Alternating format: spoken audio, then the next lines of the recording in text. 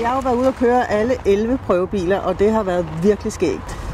Der er biler, der har overrasket mig utrolig positivt. Ikke så meget negativt, men utrolig positivt. Der er jo en kæmpe udvikling inden for biler, og specielt firmabiler. Så jeg synes, det har været vildt spændende, og jeg synes, alle skulle have lov at prøve det. Fordi 11 biler på 2 dage, sjove og hurtige og praktiske, og det har virkelig været en oplevelse af de bedre. Jamen, det har været en super fed oplevelse at være dommer her. Det er jo rigtig skægt at få lov til at komme ud og køre i den her type biler, og få lov til at pille ved det hele og opleve, hvad vi kan.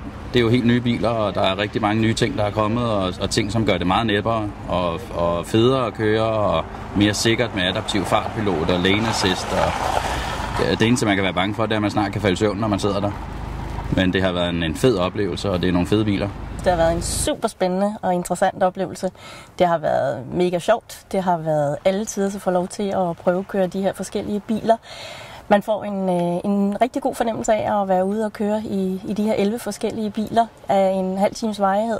Noget, som man ikke ellers normalt ville have haft mulighed for. Det er rigtig sjovt at komme ud og være dommer. Oftest når man skal vælge en firmabil, så har man allerede foruddefineret på forhånd, hvilket 3 biler man vil. Det kan være tysker, og det kan måske være franskmænd. Her der har man muligheden for at, det giver noget diversitet. Der er noget alsidighed, og man kan lettere sammenligne alle biler med hinanden, alle 12 biler. Jeg har nyt at være dommer her. Det har været virkelig sjovt, og har glædet mig rigtig meget til det. Da jeg blev udvalgt, der havde det som om, jeg havde vundet i lotto, og tænkte, nej, jeg ser virkelig frem til de 2 dage. Det har været sjovt at prøve de her 11 forskellige biler, men det er også svært nu her, når man skal til at tage stilling og vælge nogen til og fra. Så husk nu at melde dig som dommer.